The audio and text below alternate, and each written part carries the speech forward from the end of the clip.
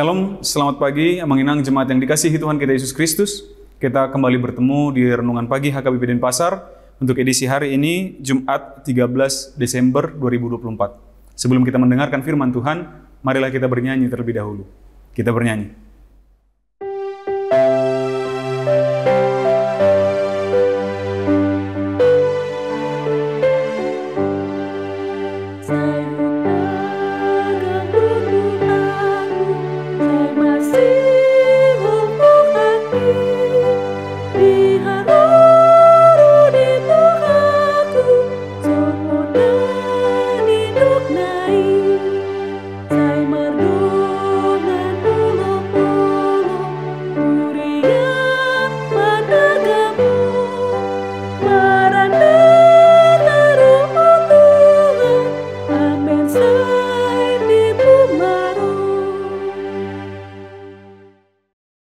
Anugerah dan damai sejahtera dari Allah Bapa dan dari anaknya Tuhan Yesus Kristus kiranya menyertai kamu sekalian. Amin.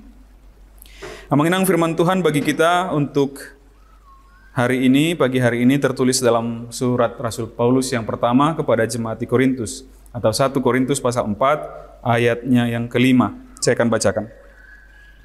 Karena itu janganlah menghakimi sebelum waktunya, yaitu sebelum Tuhan datang.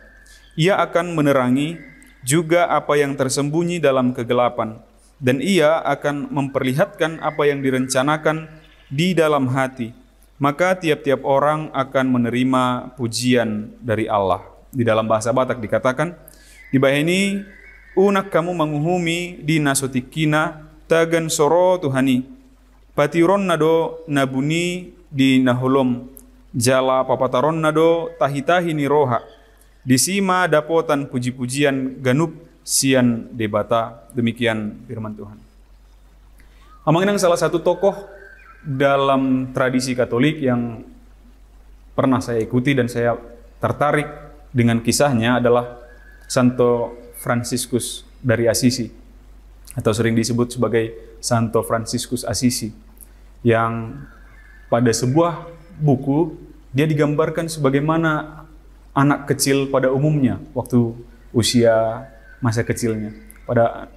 Pada masa itu ketika beliau masih kecil, dia punya juga kenakalan-kenakalan anak-anak. Bahkan untuk secara umum jika dirata-ratakan, kenakalannya Santo Fransiskus Assisi ini ada di level lebih tinggi daripada kenakalan anak-anak pada umumnya begitu. Jadi bukan anak yang sangat baik, yang dipuji oleh orang-orang lain, tetapi dia juga punya kenakalan anak-anak pada umumnya. Bahkan ada yang meragukan bagaimana masa depan anak ini begitu. Apakah dia akan menjadi penjahat atau dia akan menjadi berandalan jika dilihat dari masa kecilnya. Penghakiman-penghakiman seperti ini banyak sekali, seringkali terjadi Amanginang di dalam kehidupan bahkan orang-orang Kristen begitu. Secara umumnya hampir semua manusia, tetapi orang-orang percaya juga, bahkan orang tua ke anak pun sering menghakimi anaknya seperti itu. Kalau dia misalnya katakanlah malas belajar atau malas makan, atau dia melakukan satu tindakan kesalahan, 1 atau 2 atau 3 kali, bahkan 5 atau 10 kali tindakan perbuatan-perbuatan yang salah, tidak jarang ada orang-orang atau bahkan orang tua yang mengatai anaknya sendiri, mau jadi apa kau? Nanti kau jadi ini, nanti kau jadi seperti ini, nanti kau jadi ini. Penghakiman seperti itulah yang dimaksudkan oleh Rasul Paulus di sini. Maka jangan kamu menghakimi sebelum kedatangan Tuhan. Nanti kau masuk neraka, nanti kau jadi penjahat, nanti kau jadi seperti ini, nanti kau jadi seperti ini. Kita mendahului ketentuan-ketentuan Tuhan.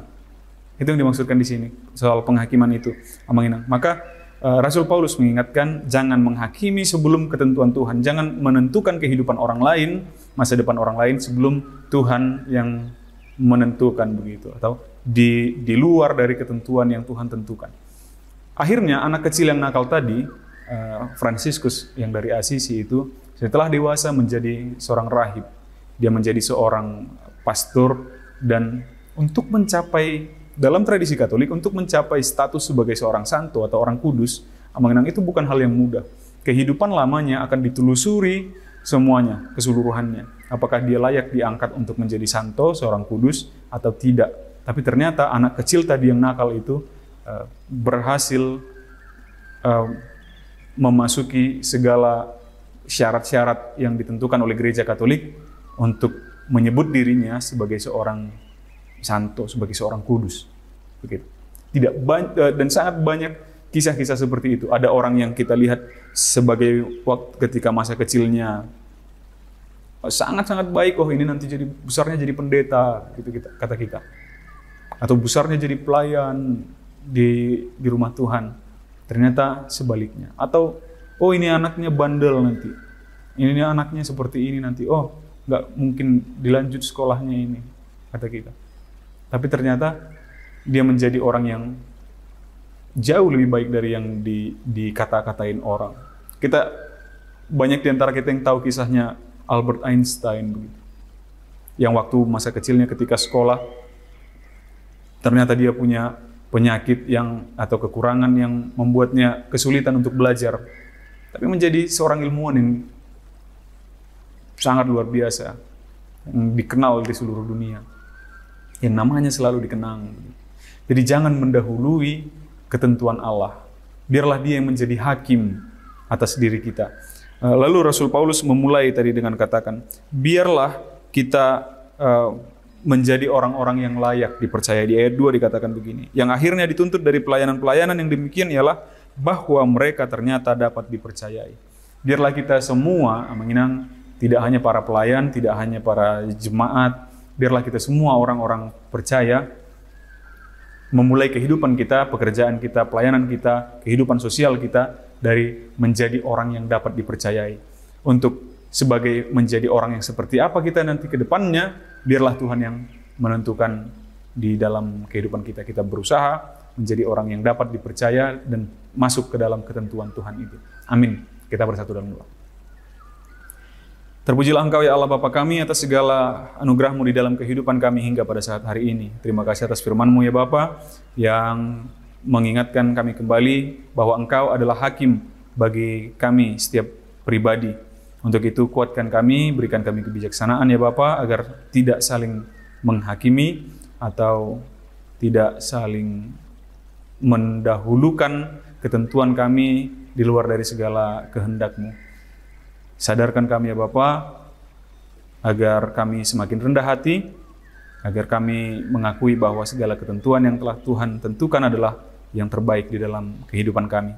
Berkati segala aktivitas pekerjaan kami sepanjang hari ini ya Bapa, segala rencana dan perjalanan kiranya dapat berjalan dengan baik, penuh sukacita, jauh daripada mara bahaya. Terpujilah Engkau ya Bapa, di dalam nama anak-Mu Yesus Kristus kami berdoa dan mengucap syukur. Amin. Demikian renungan pagi kita pada hari ini yang mengenang. Sampai jumpa di hari esok. Selamat beraktivitas. Tuhan memberkati. Horas.